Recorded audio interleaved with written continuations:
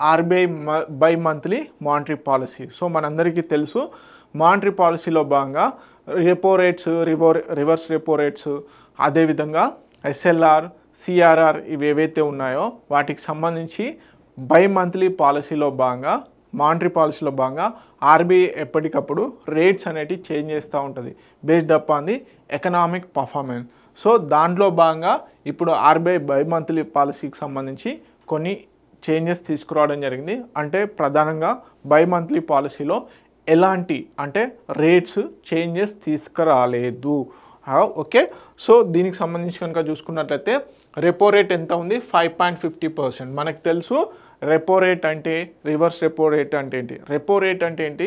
RBI దగ్గర బ్యాంకులు ఏవైతే లోన్స్ తీసుకుంటాయో ఆ తీసుకున్నటువంటి లోన్స్కి బేసిక్గా ఆర్బీఐకి వడ్డీ రూపకంగా చెల్లించేదాన్ని రెపో రేట్ అంటారు. అంటే బ్యాంకులు తీసుకున్నటువంటి లోను ఏదైతే వడ్డీ ఛార్జ్ చేస్తుంది కదా ఆర్బీఐ, దాన్ని రెపో రేట్ అంటారు.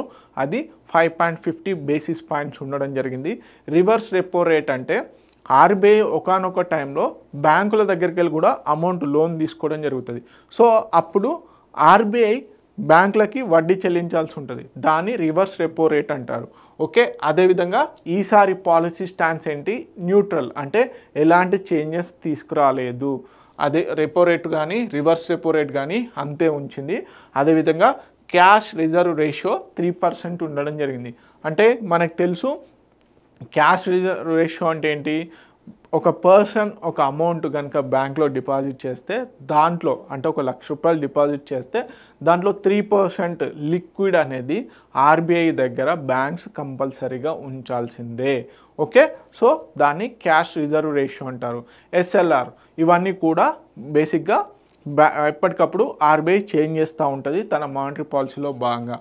అదేవిధంగా ఎస్డిఎఫ్ రేట్ వచ్చేసి 5.25%, మార్జినల్ స్టాండింగ్ ఫెసిలిటీ రేట్ వచ్చేసి 5.75%, బ్యాంక్ రేట్ వచ్చేసి 5.75%గా ఉండడం జరిగింది.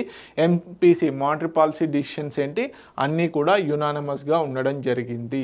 అదేవిధంగా గ్రోత్ ఫోర్కాస్ట్ అనేది చేయడం జరుగుతుంది. మన ఇండియన్ ఎకానమీ ఏ విధంగా పర్ఫార్మెన్స్ చేస్తుంది అని, అదేవిధంగా అభివృద్ధి ఎంత ఉందని ఎస్టిమేట్ చేయడం జరుగుతుంది.